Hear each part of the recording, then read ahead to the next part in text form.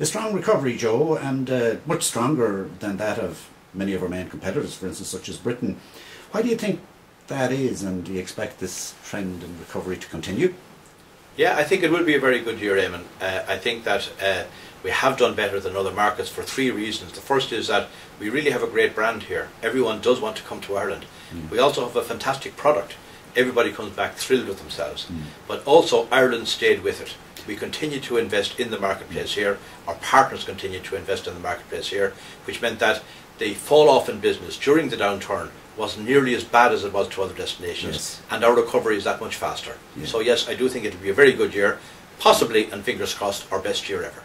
Good. So we've put to bed that old thing that presidential election years are not good years for travel. Yeah, there's no doubt that the presidential debate disturbs people. You know what I mean? If you look at the presidential debate at the moment, so one side is saying that things have never been worse, other side is saying that things have never been better.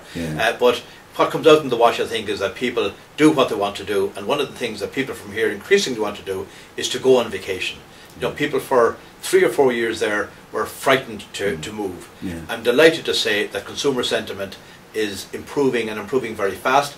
That's translating into increased consumer purchasing and increased travel, and we're doing very well because that rising tide is lifting all boats. We are thrilled that Ireland's boat is rising even faster.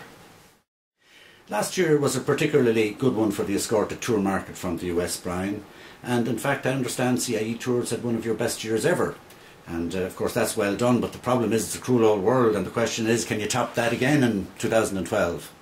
Well, as you mentioned, 2011 was one of our best years. In fact, the best year we've ever had is 2007. And I'm delighted to say that at the moment we're about 8% ahead of 2011, which will in fact surpass the record year of 2007 if terrific. We can keep it going between now and the end of the year. And I don't see any reason why we wouldn't be able to do that. So the presidential election year isn't going to bring a negative effect, you don't think? We don't think. The only negative on the horizon right now is airfares. They've reached a level that is, in fact, the cost of the air to Ireland now is about the same as our land price, and this is one of the first times we've encountered that. So we're getting pushback on the air. Sure. But having said that, we're doing incredibly well. Yeah, of course, fuel costs too for the airlines have gone through the roof in recent times. Let's hope some relief comes in that quarter sometime soon. Well, I hope it does. Now, Ireland's not doing too bad on that score. Just a matter of interest, if I was to give you a free ticket tomorrow to the UK, your taxes and fuel will be $642. Wow, that's incredible. There you go. Aer Lingus and carriers generally, Jack, are having to deal with substantially elevated fuel costs this year. What sort of impact is that having on the market? Yeah, I mean, it is. Fuel is the biggest expense we have outside of staff, and when it goes up in double digits, you know you have trouble. It's more of a problem in planning right now than it is in airfares, meaning where do we grow, how do we grow when the airfares are so uncertain with fuel. But I'd actually caution the audience right now not to think of low fares as the prime reason for anything, and lower fares are always going to be the better option for things. If you look at last year, we and all the airlines to Ireland had a very high load factor, putting aside the off-peak and the seasonality issue. Not one of our competitors added capacity, even though they all fly single-aisle aircraft. So the easiest thing would have been to add capacity.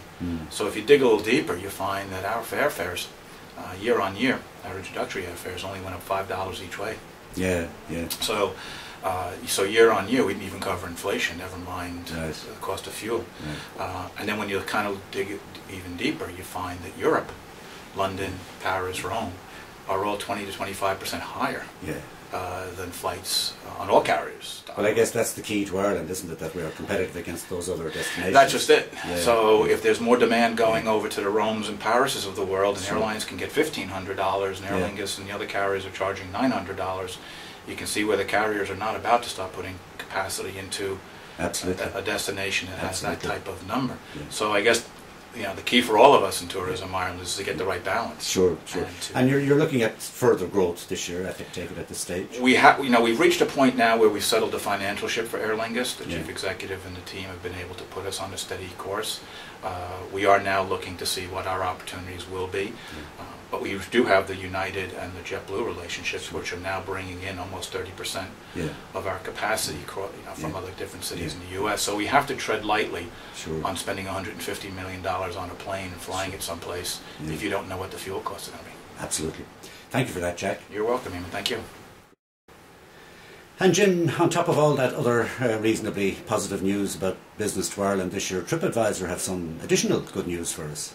Yes, and I'm very excited about this. We just put out today our top destinations around the world, our Traveler's Choice destination list, and Dublin is number 25 worldwide and number 9 in Europe. So congratulations to Ireland and to Dublin in particular. That's great news. Terrific. Well done, and thank you for that.